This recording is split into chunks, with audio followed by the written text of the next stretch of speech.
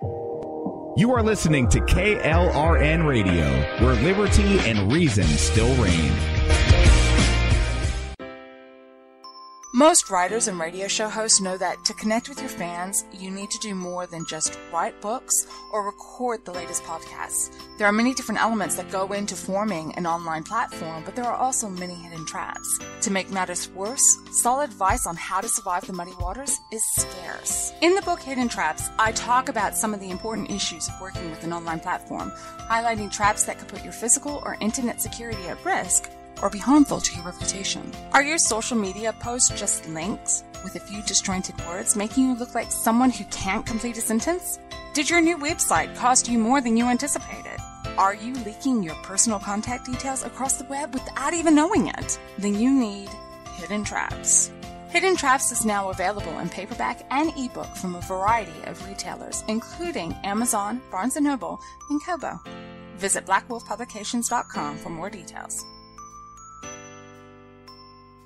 If you're 85 or younger, would you like peace of mind and comfort for your family? We're Final Expense Direct with an urgent message for you. The average funeral today costs over $8,000, but the most you'll get from government benefits is $255. How will your family pay the difference? We can help. Our senior plans start as low as just $1 a day and pay up to $30,000 for a funeral and other final expenses. Peace of mind is easy. There's no medical exam. You'll have lifetime coverage, and your plan can't be canceled as long as you pay your premiums. Call now for free information about our senior plans. Answer a few simple questions and receive approval right on the phone. Plus, call right now and we'll give you a discount prescription card for free. Call 800-553-8687. That's 800-553-8687. Again, 800-553-8687.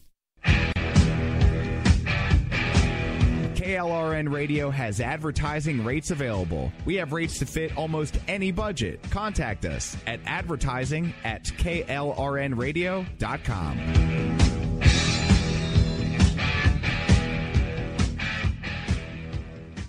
Everyone loves liberty. Our rights come from God, not the government. So why are you letting other people tell you what's best for your health care? Exercise your freedom with Liberty Health Share. Liberty Health Share is a community of people who voluntarily share one another's medical costs. Liberty Health Share is founded on the idea that most people truly want to help one another. Healthcare sharing allows members to do just that as a true community that supports one another in times of need. Liberty believes people should make decisions for themselves and their families. Members are able to take back the freedom to make their own decisions about their health care. Freedom from guilt or doubt about how your money is used. You have the freedom to direct your health care, not to be dictated to by bureaucrats. Stop letting others tell you what to do and join a community of like-minded people. Exercise your freedom. Join Liberty Health Share and take back the control of your health care while helping those around you. Call Liberty at 855-58-LIBERTY. Again, that's 855-58-LIBERTY for more information, or you can check them out at libertyhealthshare.org. Again, that's libertyhealthshare.org. My son was in the Army back during Desert Storm, but even then he wanted an MBA. He looked at a dozen schools, but only one offered the online education and flexibility he needed while he was in a tent in Iraq. Grantham University. Turns out that Grantham's been delivering affordable, relevant college and advanced degrees for over 65 years. Heck, if they can deliver a quality education to a soldier in a tent overseas, think about the flexibility Grantham can offer you so you can earn your degree too. It doesn't matter how complicated or full your life is. If getting a degree is on your bucket list, you'll want to do what my son did. You'll want to call Grantham. Find out how easy it is to get started on your education so you can check that college degree off your bucket list. Call Grantham right now. 800-910-1370. That's 800-910-1370. Flexible, affordable, relevant. Call 800-910-1370. At St. Jude, a family never sees a bill at all. It's like the world has been lifted off of your shoulders. St. Jude Children's Research Hospital. Finding cures, saving children. Learn more at stjude.org. Sometimes writers feel lost, unsure why a passage may not be working. It takes another set of eyes to help us nurture our writing into full maturity. At Black Wolf Editorial Services, we strive to enable writers to develop and grow, offering manuscript critiques and line edits through a mentoring editorial style. We also offer assistance on generating a writer's bio for your websites. Black Wolf Editorial Services, nurturing your writing into maturity. For a full list of services, visit blackwolfeditorial.com. You're listening to the Spark Radio Network, internet radio like you've never heard before. Innovation, creativity, and imagination are all said to begin with a spark. So fasten your seatbelt and take the ride of your life and listen for the spark.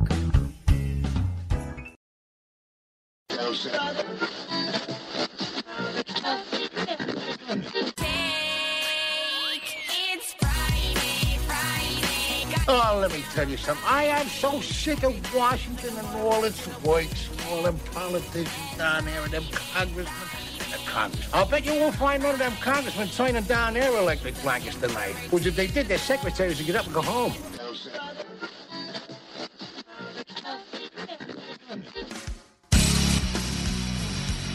We gotta do something. Absolutely. You know what we gotta do? Toga party. Toga!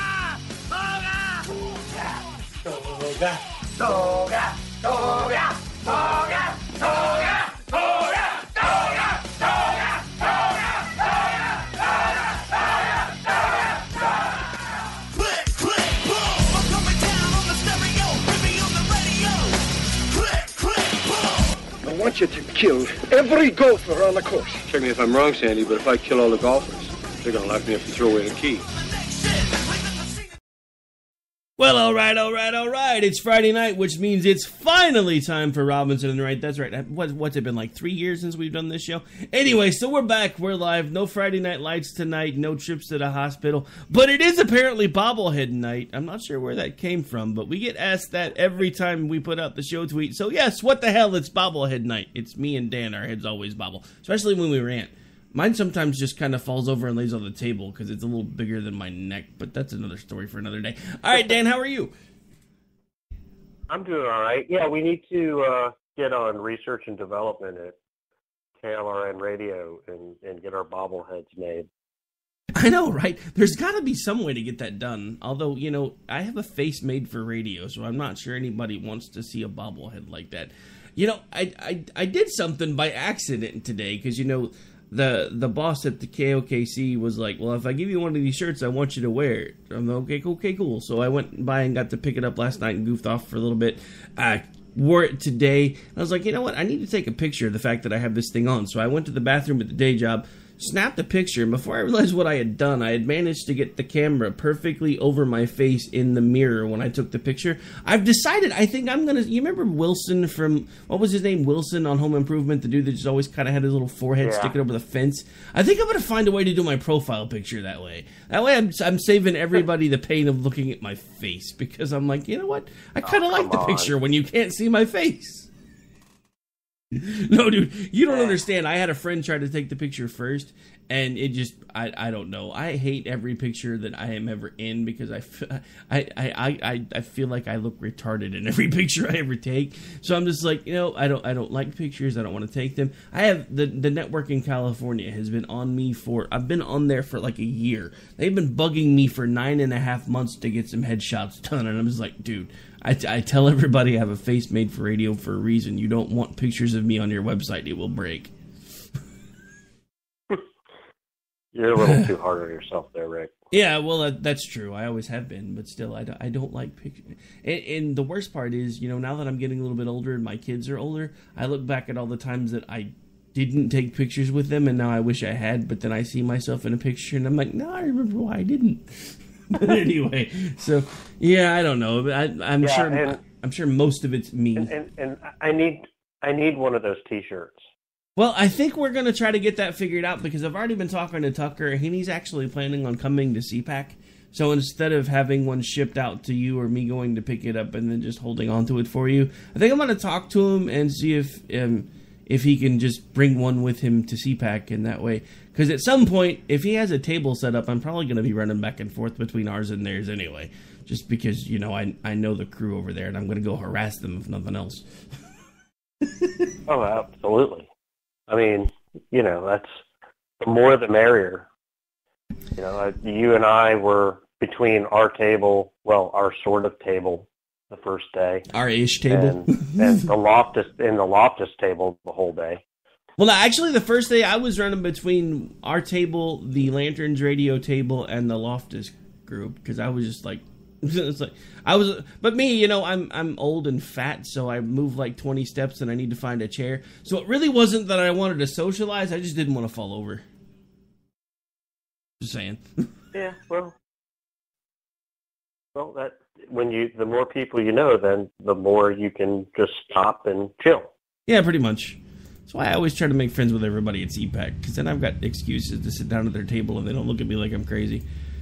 Sometimes they do it just because they feel sorry for me, because by the time I get set up and get in there, I'm like sweating and pouring down sweat, and they're like, "What's the matter with you?" I'm like, "I'm old, I'm fat, and I can't walk. Leave me alone." Anyway. And, we were on the subject of bobbleheads. If you haven't forgotten, on Friday night at CPAC, we were literally doing our show next to the human Pez dispenser. No, well, actually, we weren't. No, we were next to Choco Jeebus. Human Pez dispenser was like 3 booths down. No. The human Pez dispenser was like 3 tables down from us. Well, but no. Choco Jeebus was like in the one right next to us. Human Pez dispenser was like, I know. I was 3 tables down. I was taking pictures and sending them to everybody that loves him so much. I still can't believe the first CPAC I ever went to. I happened to see him walk by, and I just, and I hadn't met up with JD or anybody yet. So I'm looking at him, and he just kind of walks by and he glares at me, and I'm sitting there and I'm checking in. And as he's walking by, I'm like, "Hey man, you come to get my bags?" And he just glares and keeps on walking. And then I talked to JD like an hour and a half later when I finally realized that they've been in the bar and I couldn't find anybody, because I've never been in a hotel that large in my life. That place is so big, it actually, the downstairs section looks like it ate a small town. So I finally find them. Oh, yeah, and it's massive. I finally find them, and then we're talking, right? And he's like, "You saw Wayne earlier, right?" And before I could say anything, he said, "Yeah, I asked him if he was going to..." And before I could say anything, he's like, "Yeah, I asked him if he was there to be my bellhop." I was like, "You've got to be kidding me," because I pretty much said exactly the same thing. Well, that's what got me blocked. I mean, I asked him how the tips were. CPAC. Well, I was blocked before then. I don't know what happened with Wayne, because there for a while we were kind of working on like a mutual promotion kind of thing, and he had managed to get a hold of one of my hosts, and I was like, "Hey, I don't really care that he's over there, but if he's going to keep doing a show over here and doing a show over there, do you guys have any stuff you want to bring over here?" And there for a minute he was cool, and then the next thing I know, I'm blocked, and apparently everybody that I know that we know in common is telling me how much crap he's talking about me on social media, and I'm like, I don't even know what I did, but whatever. Anyway, this was not the direction I planned on this show going tonight. We've just kind of been everywhere, so let's try to rein it back in a little bit, because, speaking of CPAC, that is coming up again pretty soon, so we are going to have to start coordinating that a bit, I think. Yeah, we need to coordinate it. We need to make sure you don't have any flat tires earlier than last time. Yeah, we need to also make sure that you've made sure you have good tires this time. Just saying. Yeah, I do. I just basically had new tires put on my truck right after CPAC, but with the mileage on my truck, I'll probably be getting a new one before CPAC. So. Wait, a new truck? a new truck. See, now I can't really say I'm jealous. I just bought a newish car, so I can't really complain too much. Well, it's only a 13, but it has like 145,000 miles on it. Yeah, your truck is still newer than my newish car, so you can go away now. Hey, Rick, I don't pay for my truck. Yeah, I know. I don't want to talk about that either. Anyway. No, I'm not jealous at all or anything. No, actually, really, I'm not. But anyway, the one thing that I loved about CPAC was finally getting to sit there and do a show together live. I wish we lived anywhere near each other, so because it just changes the whole dynamic when we're actually sitting across from each other instead of doing it from I'm in Oklahoma and you're in North Carolina. It does, and even if it's not sitting across from each other, sitting next to each other, interviewing somebody was a lot of fun. Yeah, except for when except for when I accidentally insulted the old dude's book title. I'm pretty sure I'm probably never going to get to interview him again. And it's funny because you totally meant it as a joke, and I think he didn't take it as a joke. Oh no, I don't. Well, I think he realized once I was like turning purple. I think he realized I meant it as a joke, and then he kind of calmed down about it. But there for a second, I thought he was going to kill me. Oh well, it was an uncomfortable moment. Yeah, a moment that felt like it lasted the entire day.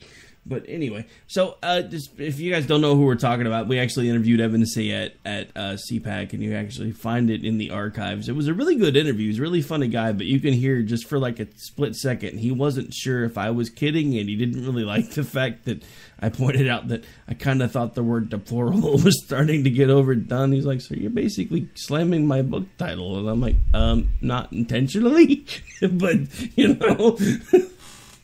Anyway. So yeah, I mean, and you were so excited about interviewing him too. I know, and then I just, that's when I was kind of like, oh no, Rick. It's like, what did I do? But see, that's the problem though, because I'm always like an impromptu interview guy. I don't really prep things ahead of time, and I just kind of let the conversation go where it goes. Sometimes that works really, really well. Sometimes it doesn't. Case in point, I actually got to interview George H.W. Bush's chief of staff, John Sununu. And for about 20 seconds in that interview, I'm pretty sure he wanted to strangle me because he wasn't quite sure what I meant by a question, and he was legitimately getting angry. So I had to go back and re-explain it. I'm like, no, I'm not saying this about your former boss. I'm saying this in general. He's like, oh, and then he took a breath, and we could go on. I was about 5 seconds away from getting hung up on, I think. It was kind of fun. Well, that's what's kind of fun about CPAC, though. And anybody that's never been, I recommend it. Most of the interviews are off the cuff because you really don't know who you're going to be interviewing until you get in there and line up interviews. I mean, some of them may be lined up ahead of time, but for the most part, everybody in there is just like grabbing people. Hey, you want to do an interview? You know, everything's off the cuff. You know, the funny thing is, after spending a couple different full sessions in an actual radio station like studio, their entire shows are CPAC. I mean, because our show we really don't, because we just kind of talk about it at a time. We decide what we're going to talk about, and then we go like tonight, and we go completely off script, and and everybody's like, "This is not what they put out in the show tweet. What the hell are they doing?" But it's been amazing because I've been over there a couple times now, and I've watched them work, and with them having an on-site producer, they're literally mapping out their show on commercial breaks because they're going to be like, okay, so I've got audio for this, this, and this. Which one do you want next? And then the producer's like actively cutting the stuff while they're talking about the stuff that he got prepped on the previous break. He's working behind the scenes and getting it all prepped out. And I'm like, holy crap, their entire 3 hours is like CPAC because it's like, and I know they had to have had a bit of a show mapped out because I got there in time to see them finishing it up. But it was just funny to watch it all work because it was just boom, boom, boom, bam, bam, bam. And it's like from one segment to the next, they weren't even really sure what they were talking about until they went to commercial. And then the producer's like, okay, we've got this, this, this, this. Where do you want to go next? And I'm like, dude, it must be nice to have somebody that can do all this while you're on the fly, because I have to have my entire show, especially if I'm doing it by myself, it has to be mapped out before I ever hit the on-air button. Otherwise, it is a train wreck. And it's just funny to watch them do it because this is the first thing I thought of. I was like, this is like CPAC all day, every day. Yeah, and I think it's why, you kind of enjoy this show because we really don't use much in the way of flips. We don't, we just kind of go. So that there's three different kinds of radio, in my opinion. You've got the really polished, really prepped, everything's clipped out, everything's planned down to the second, what I like to call polished radio. Then you've got train wreck radio, which is what happens when something goes sideways. Then you've got this show, which is basically stream of consciousness radio, because you and I kind of talk about what we're going to talk about ahead of time, and then the mics come on and things just go, oh, we're going to talk about this instead. Cool, let's just keep going until it runs out. Yeah, and I mean, a little behind the scenes for everybody. I mean, literally, Rick and I get together on the phone while the commercials are going before the show starts. That's our show prep.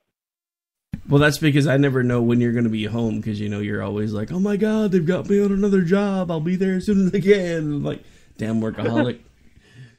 Or kind of like me, and well, I'm thinking I'm going to be home by about 9:30, so we should have plenty of time to prep. No, it's 9:30, and we're just now halfway through the third quarter, so we're going to have to push this back a little bit. And you're like, damn it, I already put out the show tweet. And I'm like, well, I'm sorry. Football season, man. Well, I mean, I've literally been sitting in the chat waiting for you to call in, and you text me and say, I'm going to be another half an hour. Well, part of that's because the thing about high school football is it's never the same way twice. Because you get refs that decide to let them play and don't call every little thing, and then a game can start at 7:30 and it can be done by 9:30, and it takes me 15 minutes to get home from the home field, so I can be home by about 9:45. Get things prepped up a little bit, give you a call, and we're good to go. Then you get the refs that decide, oh my God, his pinky moved, and we're calling offsides, and then you're at a game for 4 hours because they call every penalty possible, everything possibly known to man. There's laundry flying everywhere, and a game that shouldn't take any more than just a little over 2 hours takes 4.5. There have literally been times on a home game that I don't get home until like 11:30, 11:45, and this is just not right. Yeah, I've been there. I mean, it's not necessarily just high school football. It's middle school football. It's pee-wee football. You know, pee-wee football, you know, on a Saturday, you've got to not really plan your day, because you're waiting for the games ahead of you to get done, and then your kid's game to get done. And you never know how long any of those games are going to take. So it's just pretty much, okay, Saturday is football. And it may be over by 2 in the afternoon. It may be over by 6 o'clock. You just don't know. Yeah, see, that would drive me even more crazy than the high school football stuff.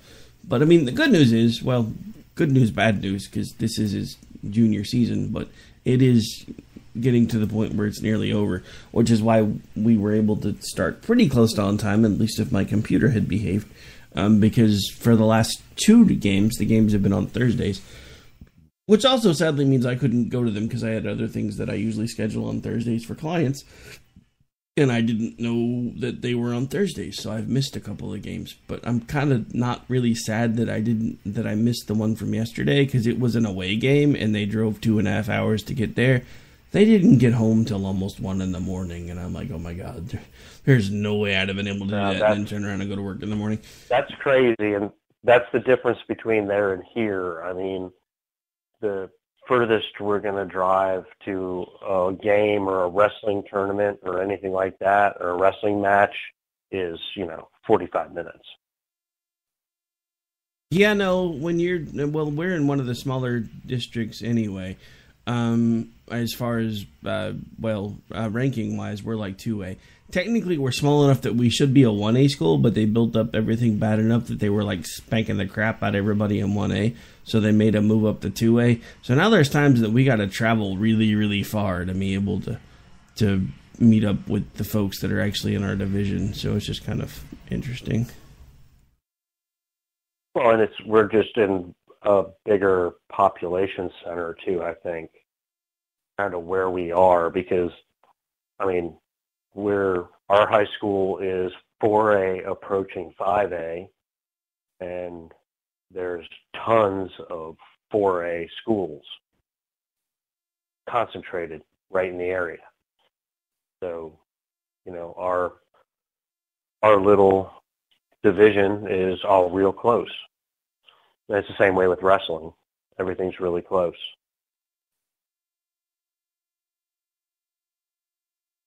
Oh, yeah, no, that was kind of like how it was before we moved out here. But part of it's, Oklahoma is a really large state with really small population. So, we've got large landmass and only have like 4 million people living here. So things are pretty spread out. But anyway, we've kind of been all over the place. So I think we need to probably move on to something political. So let's talk about the Slim Jim senator. Kind of dressing like Randy Macho Man Savage with the funky cowboy hats. What the hell?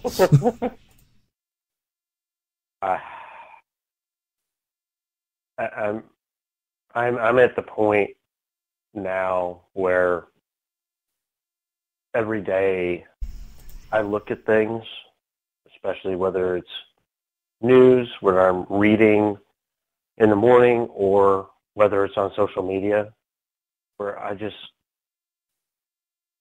I'm more amazed every day. I really don't know. I laugh. That's all I do now. I just laugh. That's where I am. I just laugh. Well, as soon as I think things can't laugh get or cry. Stranger. What's that? I said it's either laugh or cry at this point, because things have just gone completely just off the walls. It's just nuts.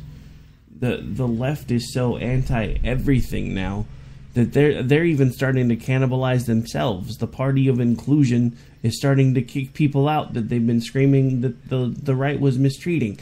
They've kicked out their first transgendered DNC member. Not only was it transgendered, also happened to be Jewish, lesbian, and a veteran. Right. Way to piss off every demographic possible in one fell swoop. Good job, guys. But it goes right back to this whole thing, and the reason we're kind of bouncing back and forth on it is it's the same thing.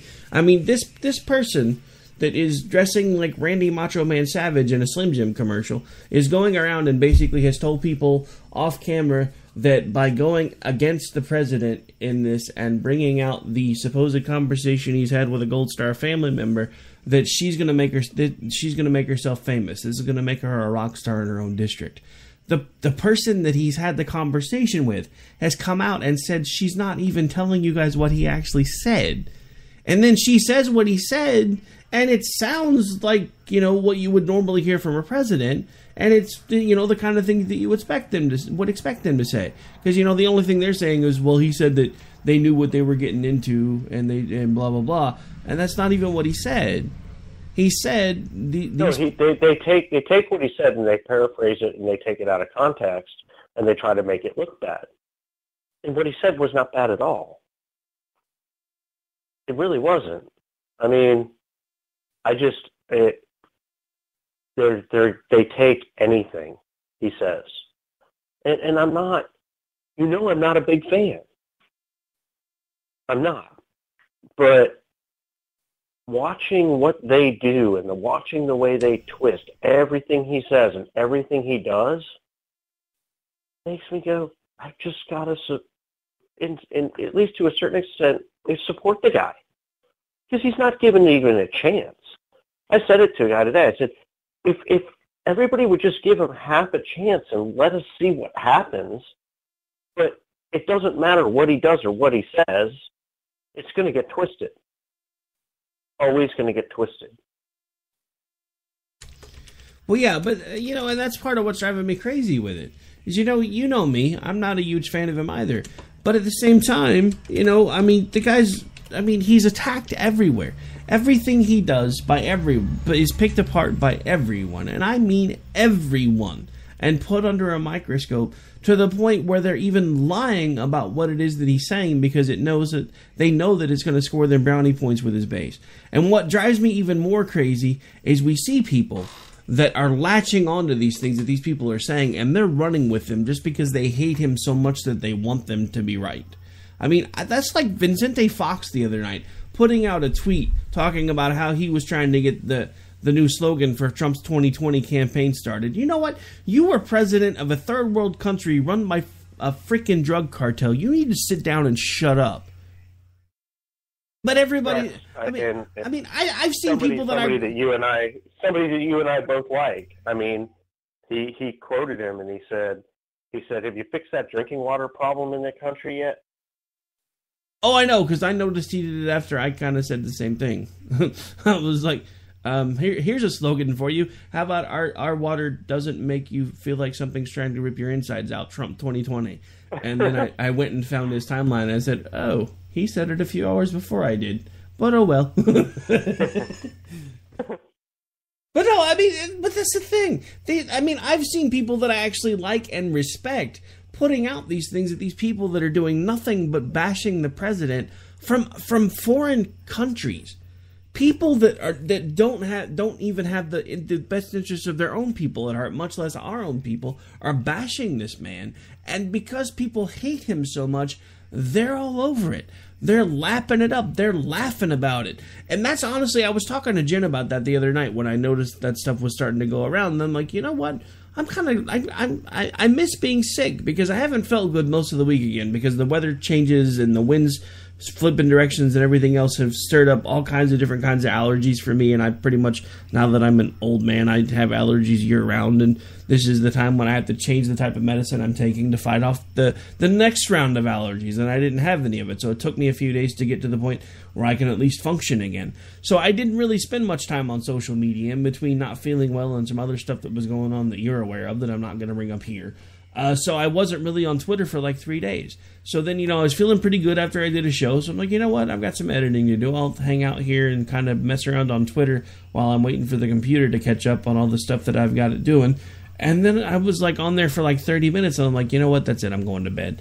Because, I had been watching people, quote tweeting the president of a third world crap hole and well, I wish he was our president because at least he's funny on Twitter. And then I've seen more and more people lately that have been like, I'd rather have Kim Jong-un than Donald Trump as my president.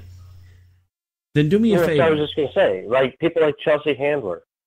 Oh, dude, saying that they want the little dictator that he'd be better. I mean, really? Yeah, well, as much as I hate Chelsea, you ever notice he's the only person in that country with meat on his bones? There's a reason for that. Well, personally, I think it's because his people are fattening him up before they slaughter him and eat him because, they've resorted to cannibalism now. But, that's just me. But, say what you want about Chelsea Handler. She's got me on the Twitchy like 5 times. So, at least there's that.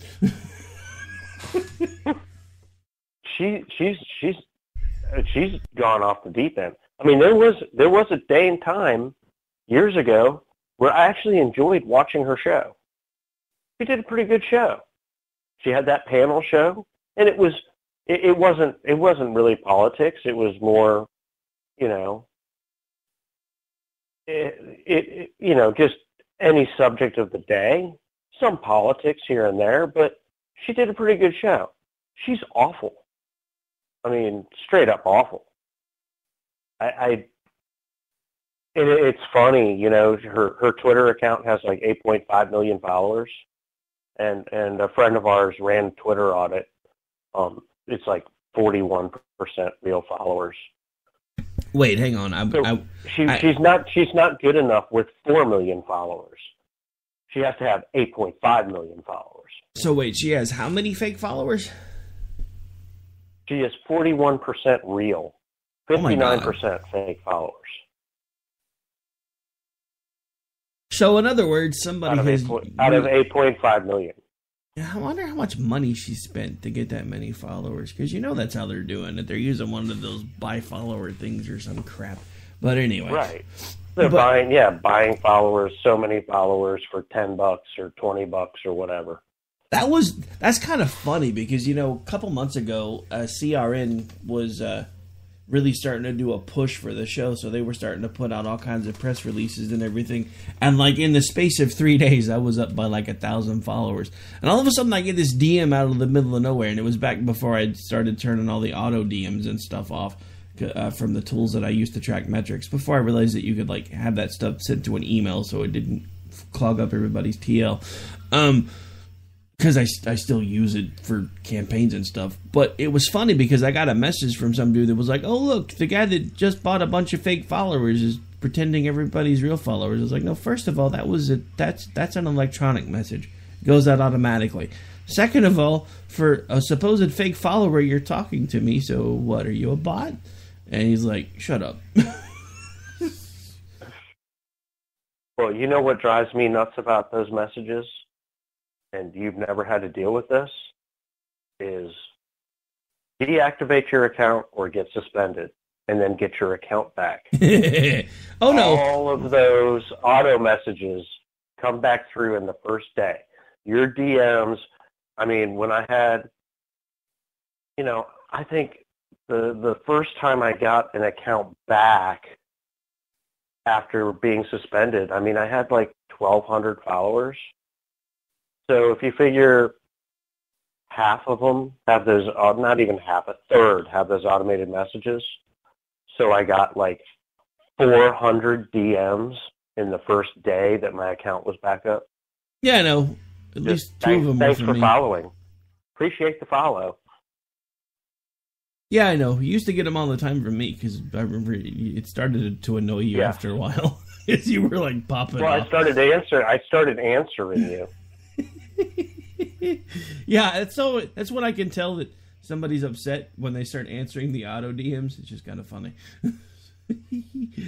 All right, so believe it or not, we're already over halfway through the show, so we should probably take a break, pay some bills, that kind of fun stuff.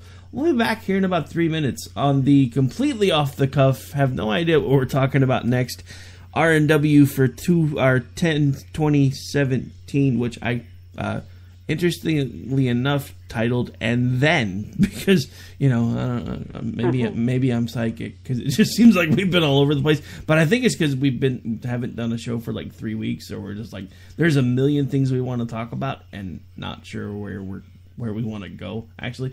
But anyway, I'm done rambling. We'll be back in like 3, maybe. Died for our freedom. No one had to ask them to go without a moment's hesitation. For the red, white, and blue.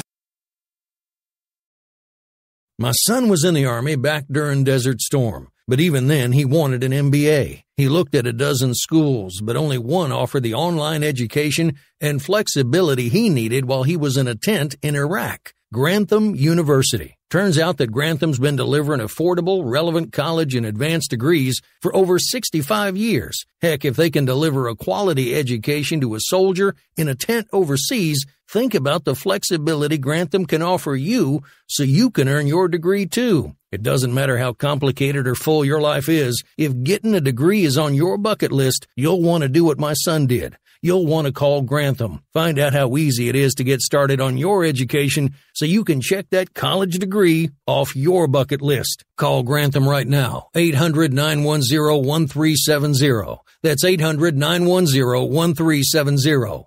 Flexible, affordable, relevant. Call 800-910-1370. Tired of paying outrageous prices for Viagra? Well, we have great news for you. Now you can finally get Viagra at huge discounts. Healthy Man allows you to save up to $500 on Viagra. Why pay U.S. pharmacy prices of $15 per pill or more when you can get Viagra for less than $3 a pill? Call today and get 40 Viagra pills for only $99. This can cost as much as $600 at your local pharmacy. You can't afford not to call us. If you want Viagra at the lowest prices, never pay $15 a pill pharmacy prices again. Get Viagra for less than $3 a pill. Call 1-800-516-7602 today and save up to $500 and get 40 pills for just $99. Healthy Man is fast, easy, and affordable. Operators are waiting at 1-800-516-7602 to take your call right now. Call 1-800-516-7602. That's 1-800-516-7602. Again, 1-800-516-7602. Attention business owners and independent contractors. This is a money-saving message from Tax Mediation Services. If your business owes $20,000 or more in taxes, we can help you today, right now. Listen, dealing with the IRS is no picnic. It's an intimidating and extremely stressful process, and you don't want to go it alone. Our attorneys know every law, every tax break, and every possible opportunity to help you resolve and reduce your tax debt. And if you owe more than $20,000, you may be at the top of their hit list. So don't take your tax debt lightly, because it will not go away on its own. The IRS can seize your bank accounts, your home, and even shut down your business. Call our tax experts today at 1-800-783-0810 and let us deal with the IRS while you focus on your business. That's 1-800-783-0810. Again, that's 800-783-0810. Died for our freedom. No one had to ask them to go without a moment's hesitation. All right, folks. Well, we're back, and even though we've kind of been all over the place tonight, we've been talking about the senator formerly known as what's her name that I'm now going to call Miss Savage from now until eternity, because she's running around in goofy-looking cowboy hats, looking like she's trying to revamp the Slim Jim commercials. But anyway, so in the realm of absurdity, we also had here in Oklahoma, of all places, the Attorney General of the United States came to Oklahoma yesterday, and as the motorcade was driving by, in protest, people were kneeling as the cars drove by. I only have one thing to say about that. Kneel before Zod, because this is insanity to me. I mean, look, even if you want to say that the kneeling at the anthem is about inequality and social justice issues and police brutality, blah, blah, blah, yada, yada, yada, ad infinitum, forgive me for a moment while I go throw up in my mouth a little bit because you're all full of crap. No, that's not even what any of this is about, and that's part of the thing that I've been trying to make people understand, because all the folks on the left are like, well, you're just not listening to why it is that they say they're doing these things. No, I'm not listening because they have the ability to work on their own to fix these things, and they are choosing not to.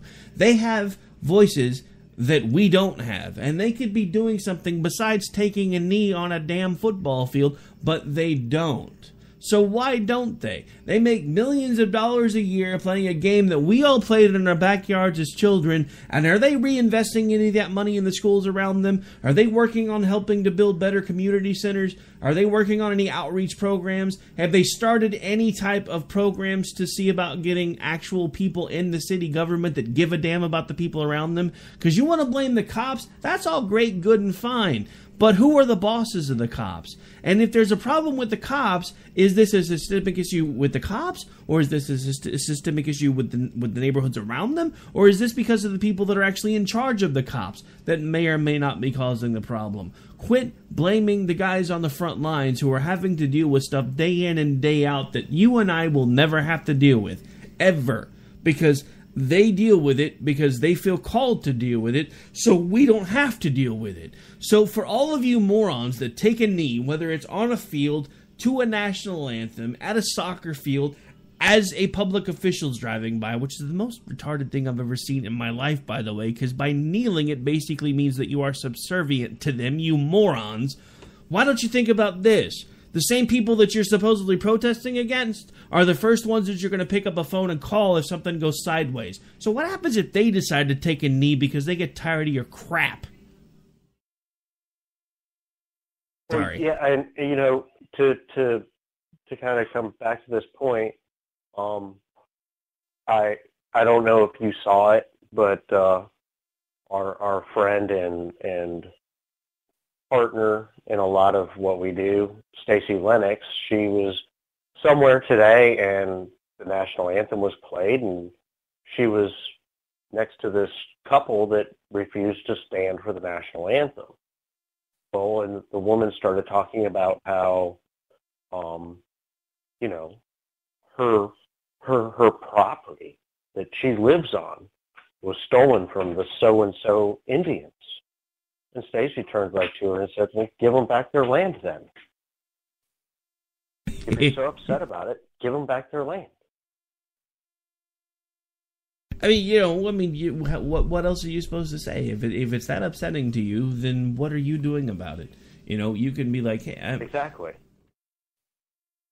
I mean, and that's the thing that at least I respect some of these groups, even if they're completely crazy. Like, we talked about the website, what was it, about 3 or 4 months ago, that put out, the thing of, well, if you don't like racial oppression, then as a white person, why don't you give a black family your house instead of selling it? Why don't you do this? Why don't you do that?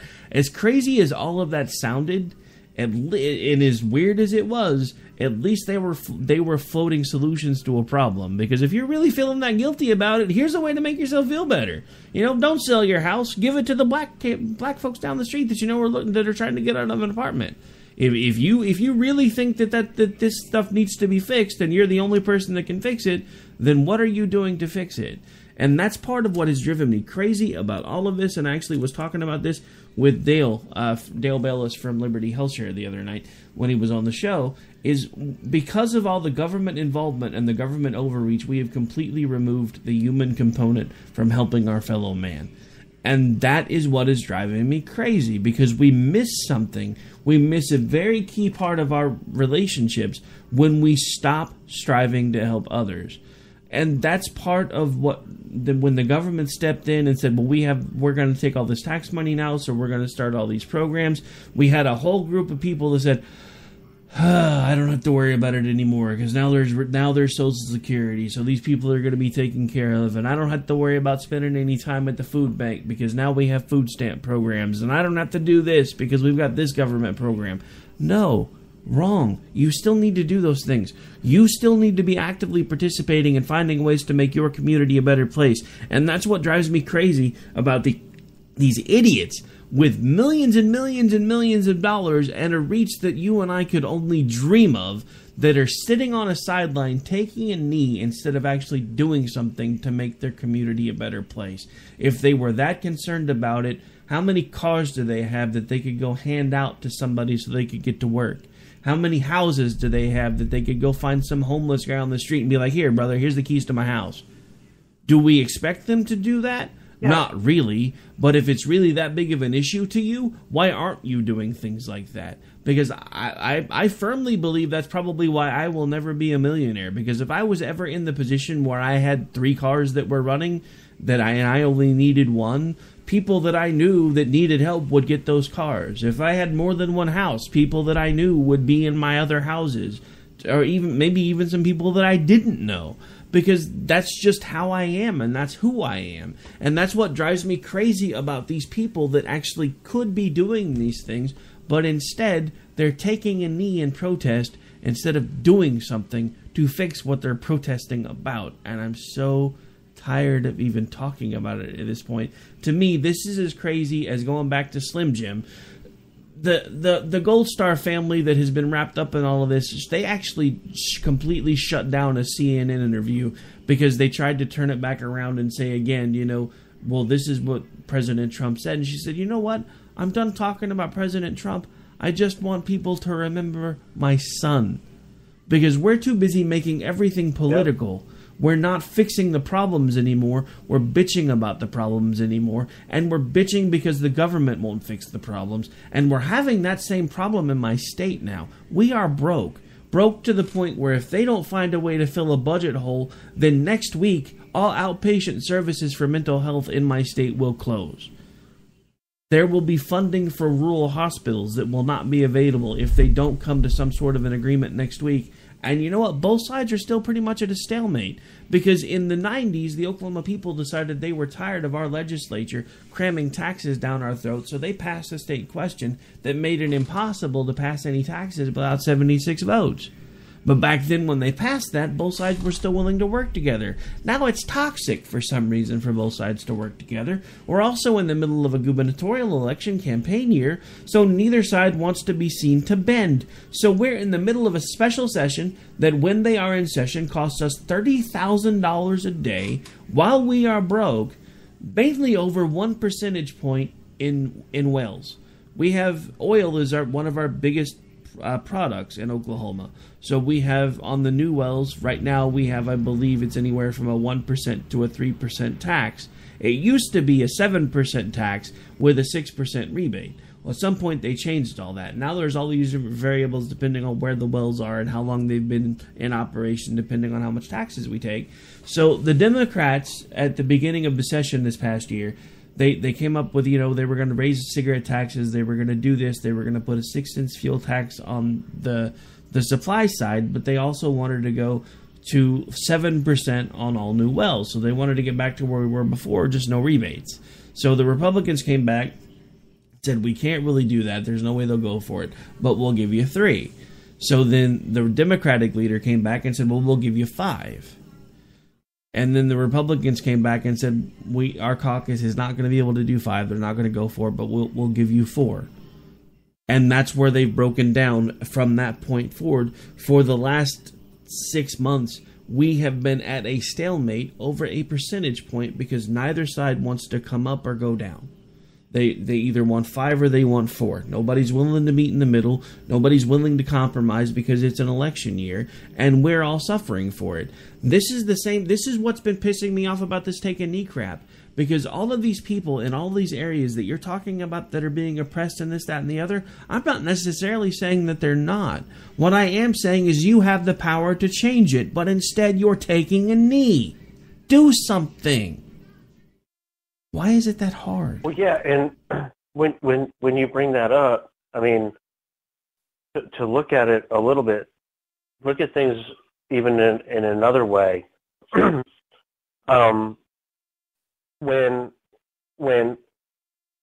first of all, when social programs get stacked on top of each other and more of them, and taxes are coming in to pay it, and obviously taxes go up, that just instantly makes people less charitable, just because, not that they don't want to be charitable, because they don't have the money to be charitable. Government overreach literally takes that away because people just can't afford it. Now, as far as the NFL thing goes, what this does is it takes away, there are a lot of players in the NFL that really do a lot of really good things, and this really just takes away from that. It doesn't, people don't see it anymore. People see this protest thing. There are some players that do incredible things. I mean, there's players out there that have programs that, like, I can't remember who it is. I'm trying to remember, but he has a program that he started that literally buys like 4 houses a year for families that need housing. And it's not all his money. I mean, he put together it's a program, but he puts a lot of his own money into it. And things like that, they just don't get recognized when this other stuff is going on. But that's the stuff that, motivates people to help. And now it's not getting any recognition because a bunch of players feel like they need to take a knee for social justice, whatever that should be. I mean, yeah. You brought up the position that the police are in. They're just people, and they're just doing their job. And I'm not going to sit here and say that there aren't bad cops.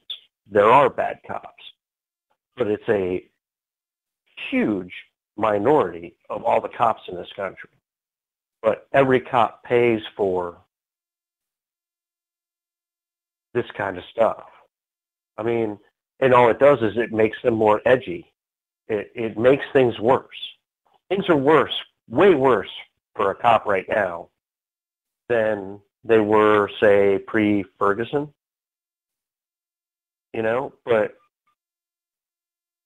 Ferguson was a cop doing his job. He did his job. He did exactly what he had to do. I mean, a cop does not carry a gun to protect you. A cop carries a gun to protect himself.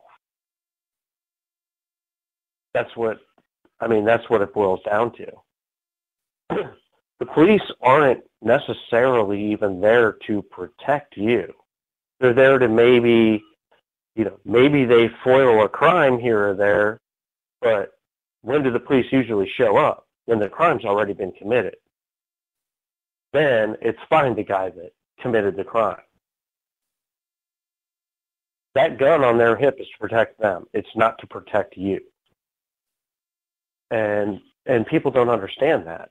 If you are going to pose a threat to that officer is going to protect himself any way he can. And he has every right to. He didn't take the job to get killed. Am I right? Yeah, no, I mean, you're exactly right. I mean, and you bring up a good point there, because, you know, the thing about police most of the time, I mean, because I mean, it's not that they don't want to be proactive, and it's not that they don't want to be visible to be able to stop crimes. They don't have the budget for that kind of thing anymore. So most of the time they are on a defensive stance rather than an offensive stance. I mean, that's like in my city right now, it's like 8 minutes. Well, I say my city, I'm not in Oklahoma City anymore. But in Oklahoma City right now, they just passed a tax to raise the sales tax using some of the MAP stuff that just expired, so they could put new fire and police on the streets and start working on some of the city streets. Because right now it's anywhere from 6 to 8 minutes is the average police response time. Because while Oklahoma City is not very populous, it is the largest square mile, one of the largest square mile cities in the country. Believe it or not, because the surrounding areas, it's a big city. Yeah, well, it's huge. It's just not populous. Because they've got all the little boroughs and everything that are basically considered part of the greater Oklahoma City metro. So, I mean, it's literally hundreds of square miles. So, I mean, it's like 8 minutes for them to get there. I mean, so, yeah, I mean, in some ways, the police are always going to be on poor footing. And back to something you said a minute ago, there are bad people in every profession. I don't care what the profession is. You're not always going to get the best cop. You're not always going to get the best guy that signed up for the right reasons. You're going to get some people that they signed up because it was the only thing they felt like they were going to be good at, and they may or may not like being there. It's no different than when you get these crazy, weird teachers that, because of the fact that if it's crazy or if it bleeds, it leads, we hear about 5, 6, 7 stories a day where teachers are having sex with underage students now. Does that mean every teacher's doing it? No, but because it makes the news, it seems that way. I mean, I mean, you can't go 5 minutes without having a car radio on anymore without hearing a news story about somebody having sex with a student. Because it sells. Well, there's a lot of high school boys out there that wish they all were. I know, right? I mean, come on. Think about that what was that David Lee Roth song, "I'm Hot for Teacher"? I mean, come on. Where were those teachers when I was in high school? All my teachers when I was in high school looked like spinsters. Either that or my two favorite teachers were actually guys. I mean, so, you know, I had one, and he was actually one of the first ones that really got me interested in radio, because he was a high school English teacher, but at night he was a disc jockey. And it was fun listening to him talk about all the stuff that he did when he wasn't teaching. And that was actually one of the... Well, I mean, I've always had a thing for radio ever since I was a kid. I've always wanted to find a way to get involved in radio. But he was the first one that really kind of put the idea in my head. And there was just, you know, back then it was impossible because it's all about who you know. And it still is, which is why I'm kind of feeling really grateful that I eventually hooked up with folks like Jason Doyle and Chad Alexander. And now I've gotten in pretty good with a programming director at a local station. So as long as nobody gets fired over there, I've got a pretty good shot at getting some mic time soon, which should help. But, you know, it's all about, you know, who's there for what reasons. Everybody has people, every profession has bad people in it. Cops are one of the ones that get the worst rap about it because, again, if it's bad news, it's going to sell. It's no different than teachers. You know, not every teacher fantasizes about having sex with their students. Not every teacher acts out on the fantasies to have sex with their students. But if you watch the news, it sure seems like every teacher's banging every kid in the world because that's all they ever talk about.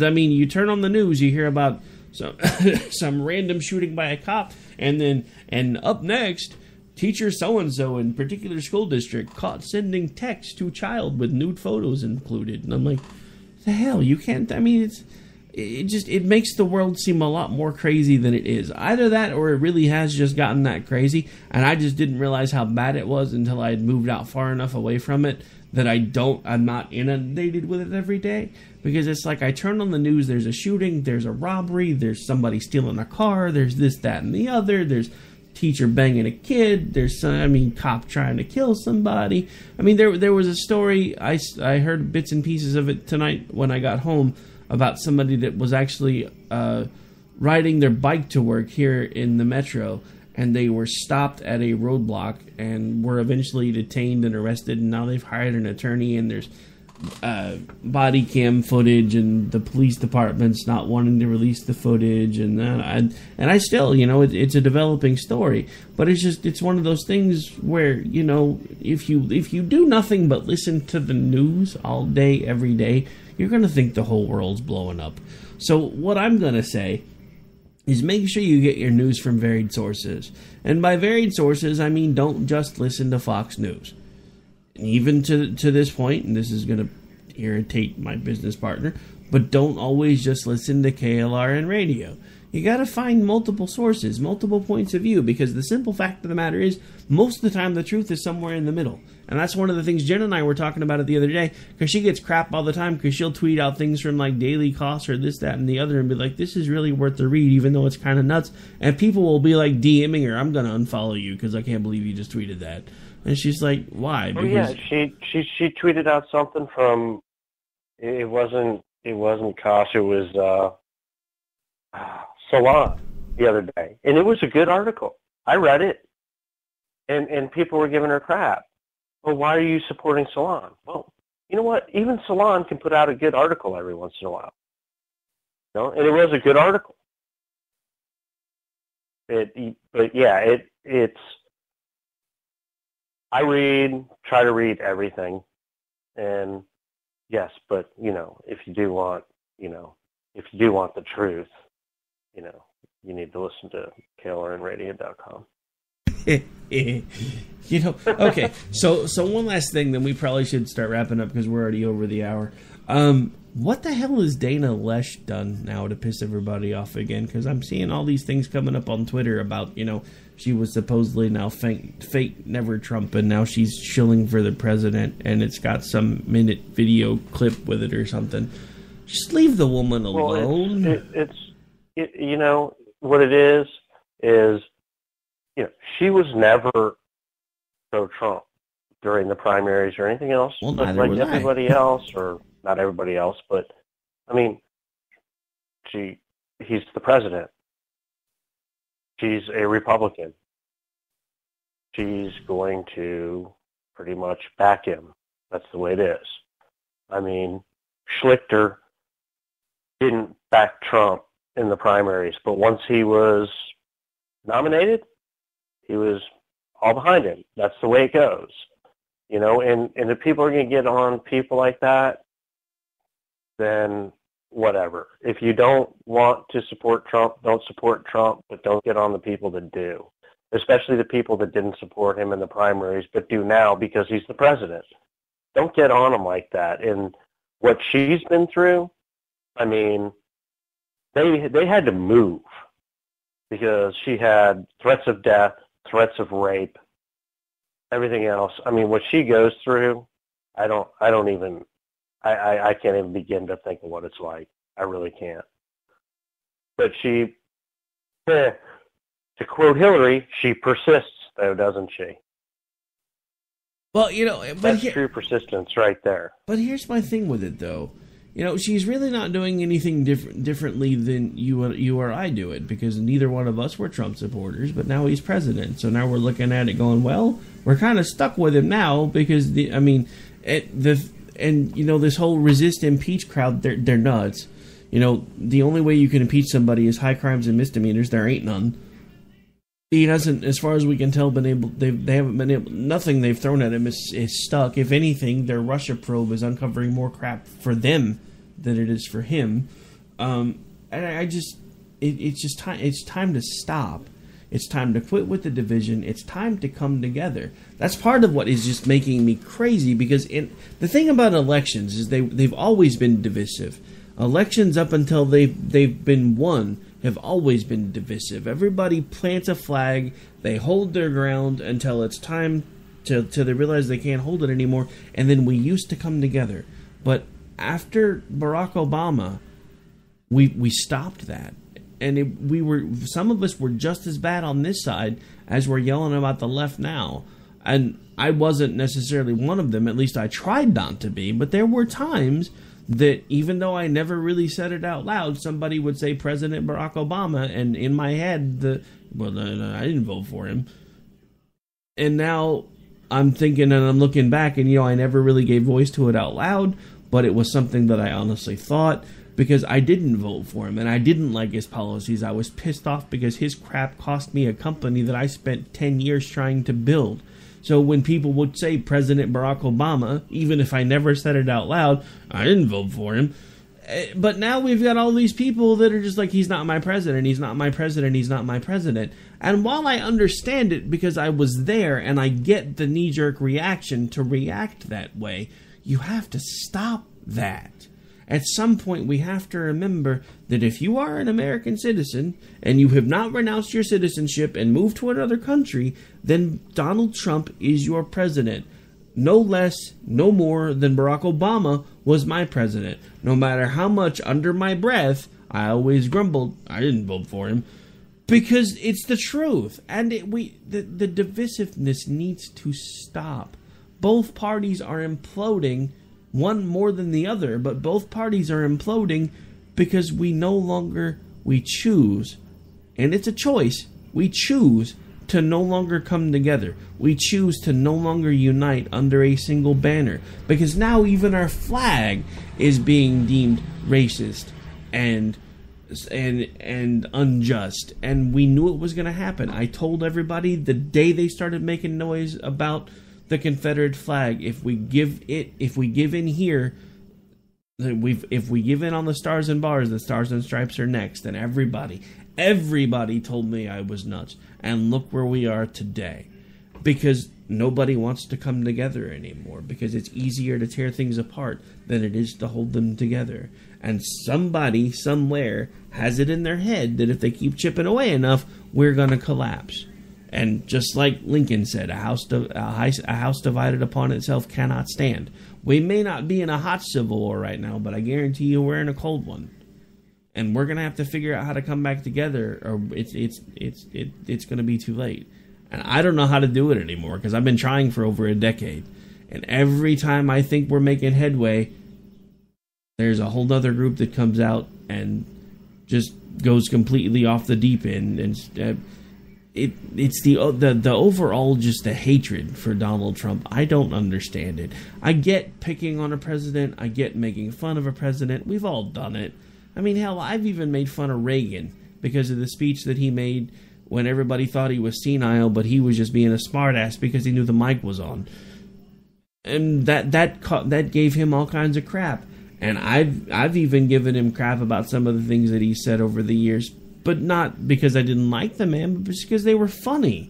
There's a difference between criticizing someone and completely despising them. And whether you like it or not, this man is the President of the United States, and if nothing else, I will tell you the same thing that I eventually started telling people on my side when I finally got tired of all the direct attacks and the craziness with Obama.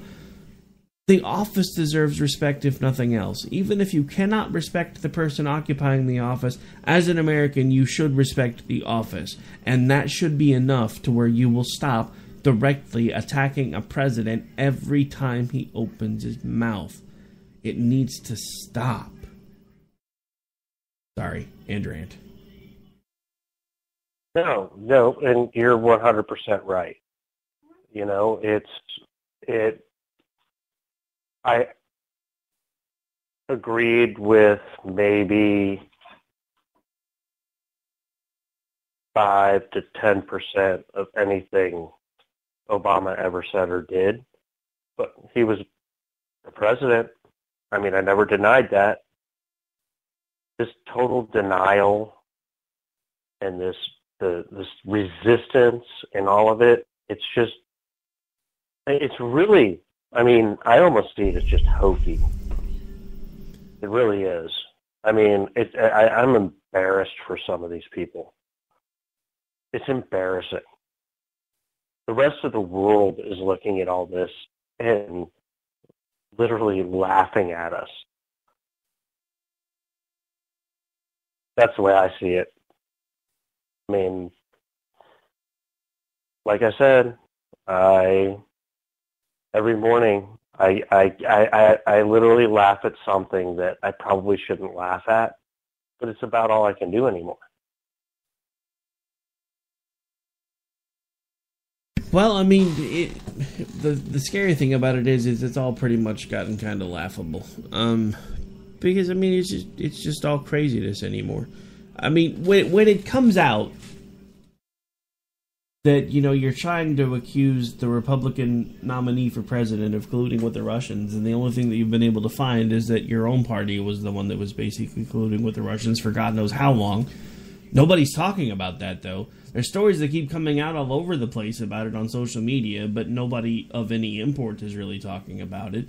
Then you've got the whole Gold Star family thing where Senator Slim Jim is like, well, this is going to make me famous, so I'm going to run with it. And I'm over all of it because this just proves exactly how asinine all of this is getting. That's like all of these people that that thread that somehow I got drug into that was going on for like 2 flipping days, where every time I turn around it was, well, but Trump's been accused of this and but Trump's been accused of that. And I'm like, you keywords, accusations. We know that other people have done these things that you're saying that Donald Trump has been accused of. We know these things have happened. We don't know them about Donald Trump, but we know them about Bill Clinton. We pretty much know them at this point, even though they haven't been proven in a court of law, about Harvey Weinstein. So why are you guys still attacking Donald Trump? And look, I wasn't a fan of the locker room talk either. I really was. When it came out, I was like, oh, that's just terrible. But it is what it is. I mean, look, I don't like it any more than you do, but the simple fact of the matter is when guys get together, we talk. And we don't always talk very clean. But ladies, before you start, we'll see, we knew y'all did. You guys are worse. I know this because I have a wife. Pretty much. So we all act innocent around each other, but we're all guilty of it. And that was one of the things that I finally had to come to terms with, because no, it's not something that I didn't want somebody who could have been president of the United States to have been heard on tape saying, well, I can grab any woman by that I want to. But the simple fact of the matter is, we all talk that way. Even if we don't believe it when we say it, we all talk that way. I mean, how many times when you and your boys have been out at the bar, some hot chick walk by, you're like, oh, and one of you like looks and turns and you're all craning your neck, and the craziest one of you in the group says, yeah, I could tap that. What's the difference? What? That never happened. Oh, whatever. But that's exactly what I'm talking about. We all do that crap. And no, I didn't like the fact that some guy that was running for president did it, but that was one of the things, you know, it reminds me of when I was a kid, because, you know, I've told you guys my family were Democrats, right? My mom voted for Dukakis. The reason she voted for Dukakis was because when George Bush was telling everybody else how much he liked milk, Dukakis was talking about drinking a beer. And to her, she could relate to that because that seemed like a normal, everyday kind of American thing. It's not always wholesome milk, apple pie, everything special and nice. You know, people drink beer. So, you know, and granted, saying that you could grab any woman by the blank is a little worse, but it's kind of the same thing. Not to mention the fact that he's a New Yorker. Can we, like I said, New Yorker, can we remember, these are the same people that just put stress relief booths on corners, and you know what I'm talking about. So don't tell me that these people don't always have that on their mind if they're putting little private spaces out in public where you can go, you know what I'm saying. Ew. Well, and on top of it, I mean, honestly, Trump was a Democrat until 5 minutes before he ran for president. This is also true. So, I mean, and if he had run as a Democrat, all these people that are freaking out about him would be loving him right now. You know, a lot of these people that are just totally railing on him are people that were looking for photo ops with him 5 years ago. It's all disingenuous. It really is. You know, and I think that's part of what has him so angry. It's because up until 5 minutes ago, all these people were his friends. Pretty much. All right, so we've gone really long, and my cough medicine's wearing out, so we probably should start working on getting out of here. Why don't you remind folks where it is that they can hang out with you when you're not on the radio hanging out with me? You pretty much hang out with me on Twitter at MadFeist, F-I-E-S-T, and on Facebook. On Facebook, I'm just Dan Wright, and it's actually a public account now, so check me out. Woo-hoo! And happy birthday to Laura Wheeler. Happy birthday to you. Just kidding, I'm not going to sing the whole song. Singing to you. I'm not going to sing the whole song. But anyway, you can hang out with me on Twitter if you want, at Radio Host Rick. It's actually one of the easiest ways to hang out with me. It's also the one that I'm most reachable on.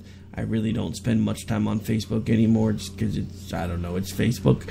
But on the way out, just because, we brought it up, anytime we used to talk about the stress relief, we had a couple of different clips that we would play about those particular things. So on the way out, we're going to give you a little bit of a flashback when we talked about the stress relief booths in New York City the first time. And it usually goes a little something like this. Pay no attention to that man behind the curtain. Oh, no more Yankee, my Winky. And on that note, folks, we are out. Good night. God bless. We will be back next week. God willing, and as long as there's no Friday night lights or hospital trips. They fight and die.